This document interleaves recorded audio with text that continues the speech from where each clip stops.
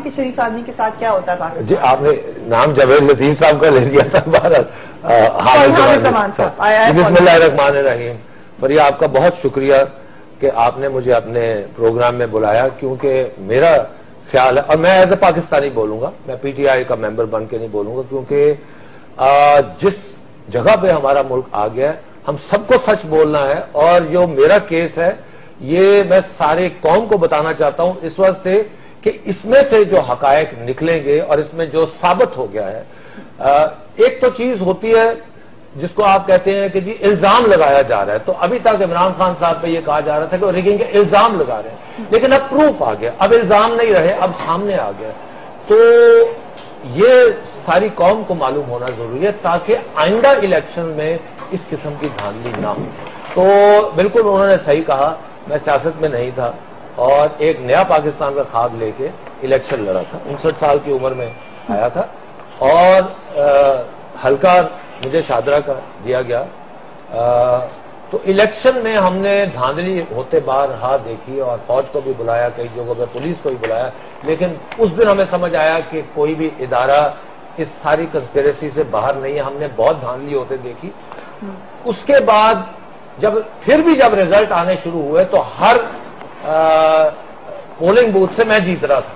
تو رات کے 9:30 10 بجے تک رزلٹ یا 10:30 تک آئے. اس کے بعد ایک وکٹری تقریر ہوئی، رزلٹ آنے بند تھے. آپ کو کس نے کہا تھا کہ آپ جیت رہے تھے ہر پولنگ بوتھ سے؟ یہ بات رزلٹ آ رہے تھے، جو رزلٹ آ رہے تھے کو لگ رہا تھا. اچھا نہیں، ہم تو خود سارا دن وہاں پہ تھے.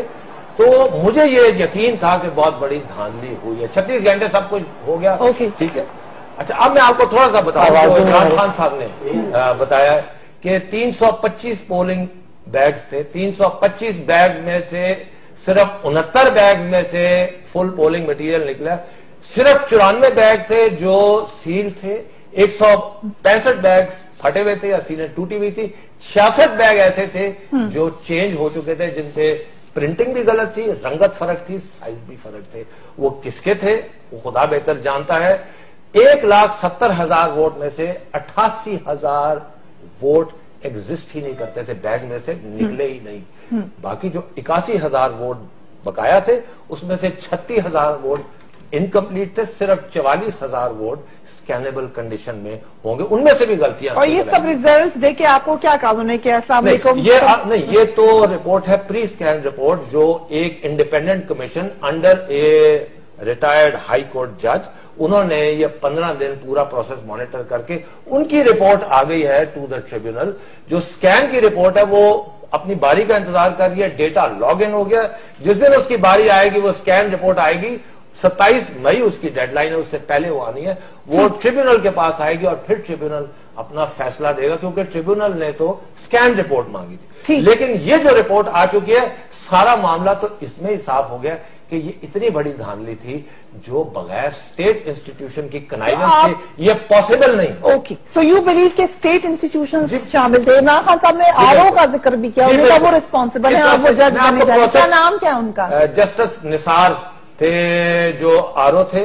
اور آپ ان کو ریسپانسبل سمجھتے ہیں؟ جی ایبسولوٹلی. آپ سمجھتے ہیں ان کو سزا ملنی چاہیے؟ کیونکہ عمران خان کا ان کو سزا ملنی چاہیے. کیا سزا ملنی چاہیے؟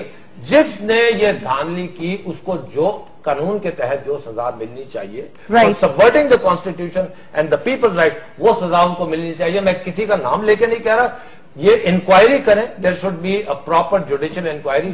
جو ریسپانسبل ہے اس پہ کیا جائے. آپ یاد رکھیں کہ پریزائڈنگ آفیسر سے بیگ نکلتا ہے، آر او کے پاس جاتا ہے، سیل ہو کے نکلتا ہے. آر او سیل نہیں کھولتے، اس کے بعد ٹریجری میں چلا جاتا ہے. سر کتنے پیسے لگے آپ کے؟ اس کا بھی ذکر کیا انہوں نے. میں چاہتی ہوں آپ کو 17 لاکھ مجھے دینے تھے ناظرہ کو 10 روپیز ووٹ کے حساب سے. 15 lakh to the independent commission جس کی کاسٹ کورٹ نے مقرر کی تھی. باقی 23, 24, 25 لاکھ میرے وکیلوں پہ خرچ ہو گئے. 3-4 وکیل تھے different stages from election commission to tribunal to high court. All together about 56. اور وہ آپ نے پی ٹی آئی کے فنڈ سے دیے یا خود سے دیے؟ Absolutely personal. All paid by cross tax from my account. You pay tax I much more than the 56. Okay, much more than that. Javed Latif صاحب